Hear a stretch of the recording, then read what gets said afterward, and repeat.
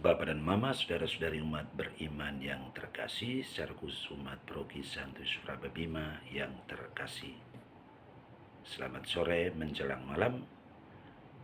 Mari kita mempersiapkan diri untuk mendengarkan firman Tuhan dan merenungkannya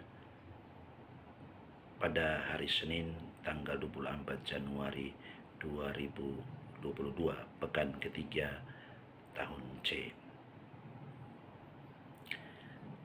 Marilah berdoa. Ya Allah yang kekal dan kuasa, terima kasih untuk berkat dan perlindungan-Mu sepanjang hari ini. Kami mohon pengampunan-Mu atas dosa dan salah kami sepanjang hari ini. Kami mohon bimbingan Roh Kudus-Mu untuk menyertai kami sekarang di saat kami mendengarkan dan merenungkan firman-Mu. Dengan pengantaraan Kristus Tuhan kami. Amin. Mari kita dengarkan Injil Markus bab 3 ayat 22 sampai 30. Semoga Tuhan beserta kita sekarang dan selama-lamanya. Inilah Injil Yesus Kristus menurut Santo Markus. Dimuliakanlah Tuhan. Dan ahli-ahli Taurat yang datang dari Yerusalem berkata, ia kerasukan Beelzebul, dan dengan penghulu setan ia mengusir setan. Yesus memanggil mereka lalu berkata kepada mereka dalam perumpamaan, bagaimana iblis dapat mengusir iblis? Kalau suatu kerajaan terpecah-pecah, kerajaan itu tidak dapat bertahan. Dan jika suatu rumah tangga terpecah-pecah, rumah tangga itu tidak dapat bertahan.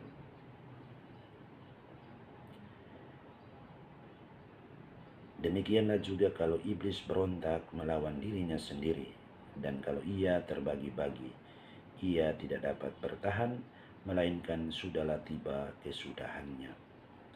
Tetapi tidak seorang pun dapat memasuki rumah seseorang yang kuat untuk merampas harta bendanya, apabila tidak diikatnya dahulu orang kuat itu.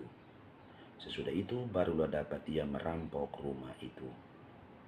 Aku berkata kepadamu, sesungguhnya semua dosa dan hujat anak-anak manusia akan diampuni, ya semua hujat yang mereka ucapkan. Tetapi apabila seorang menghujat Roh Kudus, ia tidak mendapat ampun selama-lamanya, melainkan bersalah karena berbuat dosa kekal.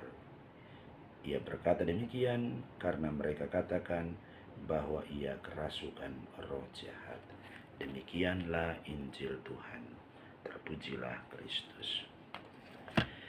Bapak dan Mama, saudara dan saudari umat beriman yang terkasih, Injil hari ini dapat kita bagi ke dalam dua bagian. Yang pertama, tuduhan ahli-ahli Taurat bahwa Yesus mengusir setan dengan kuasa Beelzebul, penghulu setan, dan jawaban Yesus atas tuduhan tersebut bahwa ia tidak mengusir setan dengan kuasa Beelzebul. Memang Yesus tidak mengatakan dengan kuasa manakah ia mengusir setan dalam perikop Injil ini. Tetapi ketika Yesus mengatakan bahwa dosa menghujat Roh Kudus adalah dosa yang tidak bisa diampuni, maka Yesus sebenarnya mau mengatakan bahwa Yesus mengusir setan dengan kuasa Allah dan Roh Kudus yang ada pada dirinya. Allah Bapa, dirinya, dan Roh Kudus adalah satu kesatuan yang tak terpisahkan, yaitu Allah Tritunggal. Maka kalau Yesus mengusir setan dengan kuasa Beelzebul, berarti Yesus sendiri menghujat Roh Kudus. Tetapi Yesus mengusir setan bukan dengan kuasa Beelzebul, melainkan dengan kuasa Allah sendiri. Yang kedua, tentang kata-kata Yesus bahwa semua dosa dan hujat anak-anak manusia akan diampuni. Tetapi apabila seorang menghujat Roh Kudus, maka ia tidak akan mendapat ampun selama-lamanya. Bapak dan Mama, saudara dan saudari yang terkasih, saya mengajak kita untuk fokus merenungkan apa maksud menghujat Roh Kudus sebagai dosa yang tidak akan diampuni selama-lamanya. Karena ia bukan hanya bersalah, melainkan berbuat dosa kekal. Dalam teologi Katolik ada dua bentuk dosa, yaitu dosa mortal dan dosa venial. Dosa mortal atau mortal sin atau peccata mortalia dalam bahasa Indonesia artinya dosa abadi.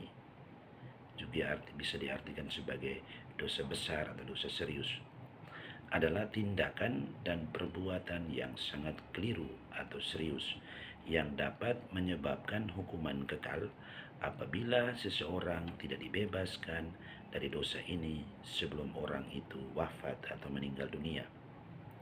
Sedangkan dosa venial atau venial sin atau peccata venialis dalam bahasa Indonesia artinya mudah diampuni, adalah suatu dosa yang lebih rendah atau ringan tingkatannya, yang tidak menyebabkan keterpisahan sepenuhnya dari Allah dan kutukan kekal dalam neraka yang disebabkan oleh dosa berat yang tidak disesali. Pada kesempatan ini saya tidak bermaksud untuk menjelaskan tentang kedua dosa ini secara sedikit agak lengkap, tetapi saya akan menjelaskan pada suatu kesempatan lain secara khusus mana yang masuk dalam kategori dosa mortial dan mana yang masuk dalam kategori dosa venial.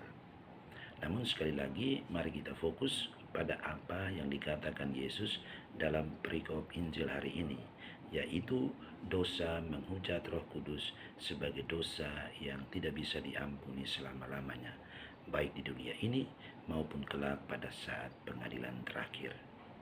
Bapak dan Mama, saudara dan saudari yang terkasih,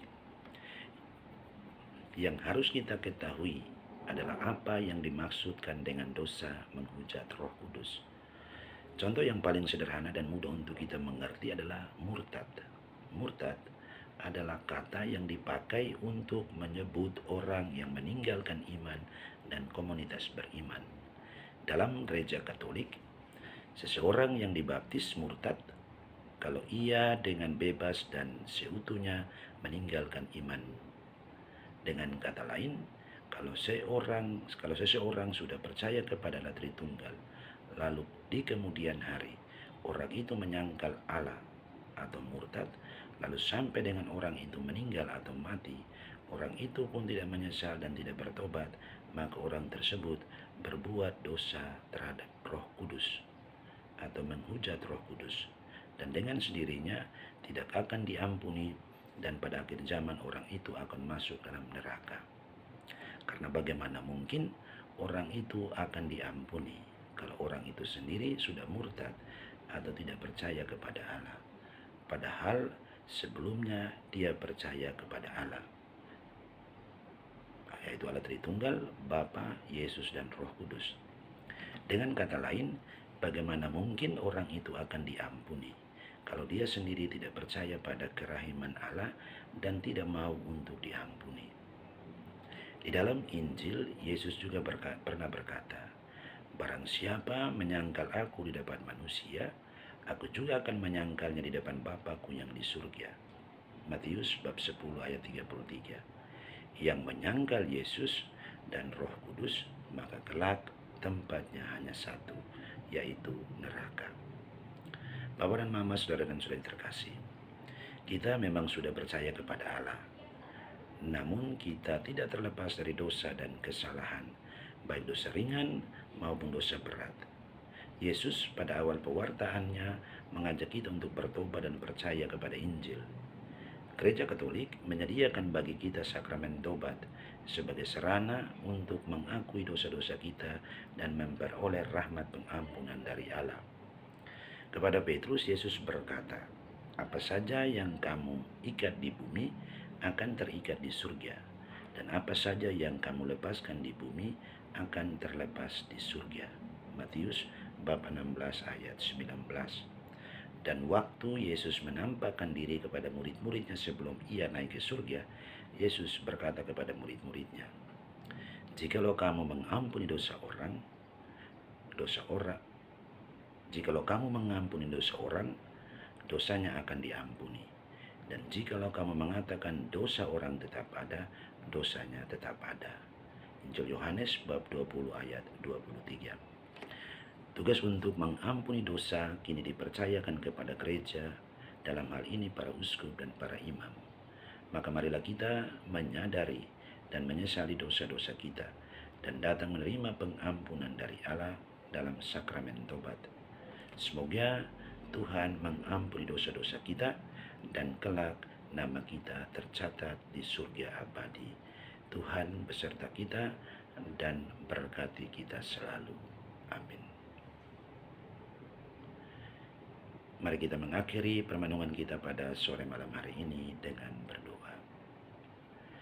Tuhan Allah Bapa kami percaya bahwa Engkau Allah yang Maha Rahim.